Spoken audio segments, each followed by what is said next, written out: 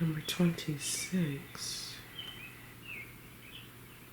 Pursue enlightenment in all things. What do you see in this image?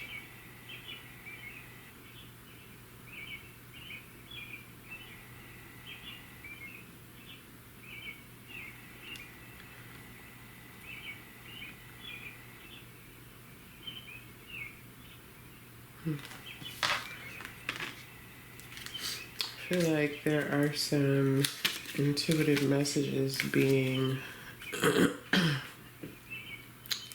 avoided or ignored. I'm saying the Two of Swords here. Okay, Two of Swords is a representation of a really difficult choice. It's so difficult that it's like, I just want to avoid it. I want to ignore it. I want to pretend like it doesn't exist. I want to pretend like the facts don't exist so I don't have to make this choice. A lot of times in the Two of Swords, it's like I have all the information. I have all the facts. I just don't want to face the reality of having to move into the heartbreak, the disappointment, or the disconnection of choosing this thing that I know I need to choose. But I feel like there's some kind of enlightenment here that's being avoided, or that's an interesting word. I heard ransack. Ransack. Okay, let's see what the booklet says.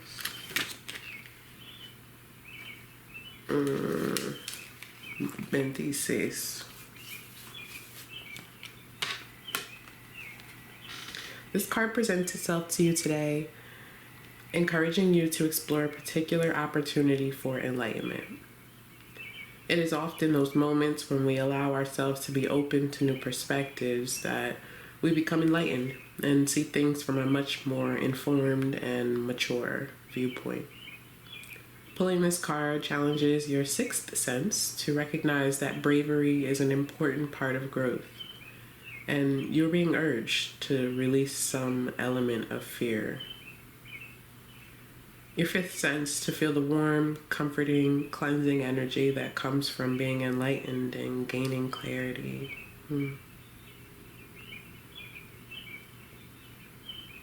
Your fourth sense to taste the magic.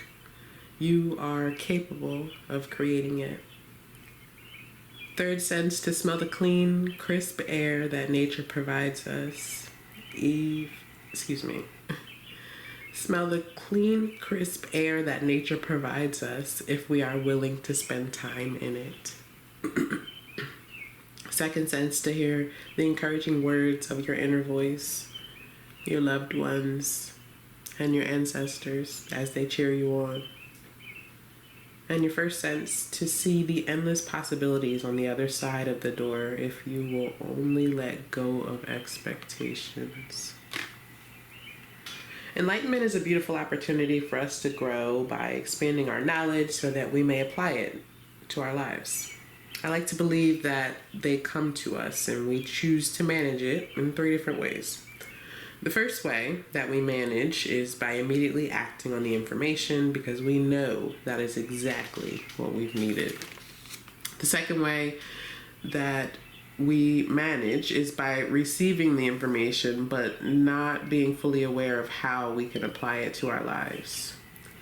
The third and most detrimental way that we manage is by vehemently refusing to accept the new perspective that is presented to us, even when we know that it's necessary. Our comfort zone is a place where we find safety in a world full of chaos and uncertainty.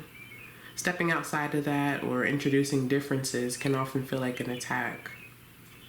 This is especially true if we can't get out of our own way, or more specifically, the ego.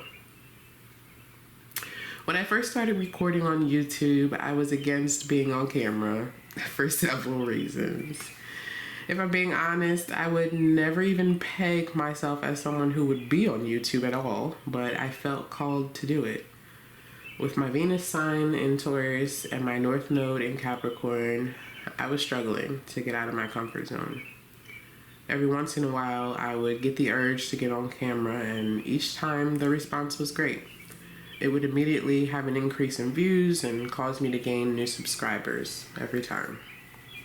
Now, one would think that a business mindset would take that response as enlightenment and apply it to the channel. Instead, I chose option 3 and vehemently refused, ultimately stunting my own growth.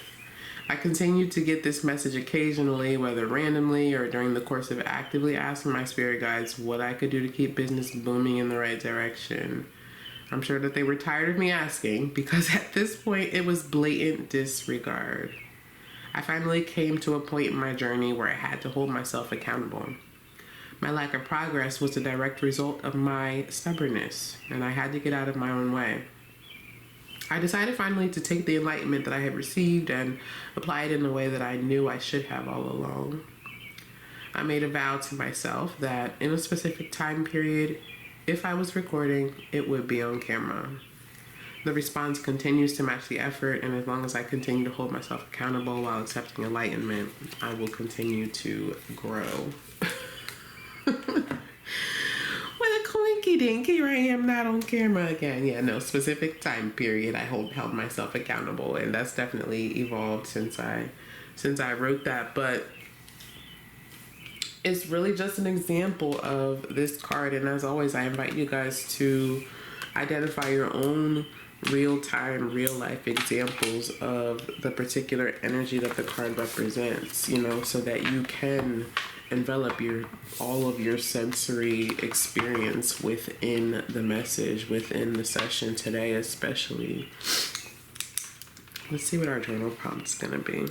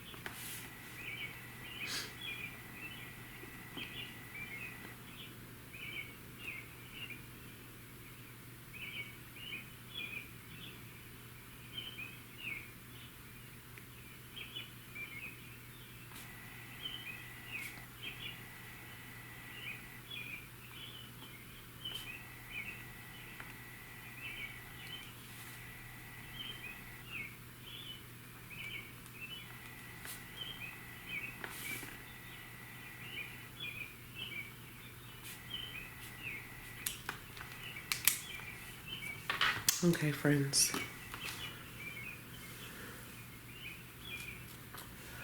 Session 18. In my courage to face the stillness, how can enlightenment support my evolution?